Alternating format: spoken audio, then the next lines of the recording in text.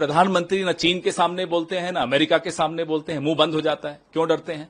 क्या अमेरिका के पास हमारे प्रधानमंत्री के कोई सीक्रेट्स हैं? क्यों डरते हैं प्रधानमंत्री?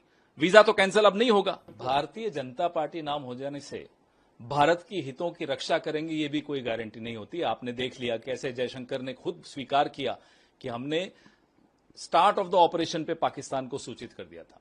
यही सूचना आप पुंछ के नागरिकों को दे देते तो शायद आज वो बच जाते। पता नहीं क्यों इन्होंने पाकिस्तान को पहले सूचना दी, पुंछ को नहीं दी।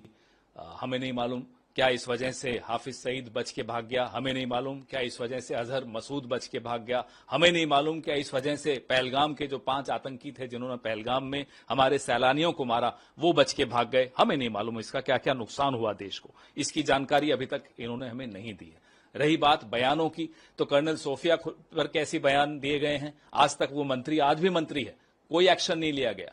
तो बयानों की बात तो ये न करें तो अच्छा है। और जो मुखबिरी का इतिहास है इनका, वो मैं बार बार दोहराता हूं और दोहराता रहूंगा, क्योंकि ये इतिहास इनको दिखना चाहिए, पूरे देश को देखना चाहिए।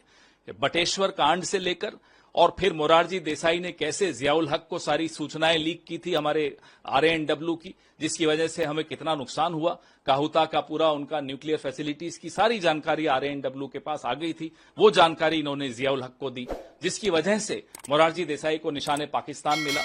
और उसके बाद अब एस जयशंकर तो आपने देखा ही। और मुझे एक बात नहीं समझ में आती कि अब प्रधानमंत्री न चीन के सामने बोलते हैं, ना अमेरिका के सामने बोलते हैं, मुंह बंद हो जाता है। क्यों डरते हैं? तो इनको साबित करना पड़ेगा। सिर्फ भारतीय जनता पार्टी नाम से थोड़ा ही भारतीय हो जाएंगे। बताइए आप चुप क्यों हैं? चीन के सामने मुंह क्यों नहीं खोलते? अमेरिका आपको रोज डरा रहा है और आप चुप हैं। क्या अमेरिका के पास हमारे प्रधानमंत्री के कोई सीक्रेट्स हैं? क्यों डरते हैं प्रधानमंत्री? वीजा तो कैंसिल अब नहीं होगा। हम बार बार उनको कहते हैं, आश्वस्त करते हैं, प्रधानमंत्री जी आपका सबसे बड़ा डर था कि अमेरिका का वीजा कैंसिल हो जाएगा, अब वो नहीं होने वाला। मत डरिए, बोलिए, डोनाल्ड ट्रंप को जवाब दीजिए।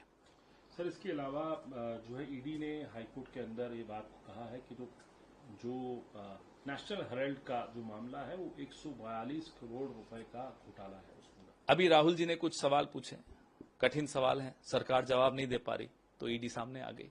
आने वाले दिनों में, हफ्तों में, महीनों में जब जब राहुल गांधी ऐसे कठिन सवाल पूछेंगे, जवाब देने के लिए ईडी, CBI, इनकम टैक्स यही आएंगे, क्योंकि ये सरकार के फ्रंटल ऑर्गेनाइजेशन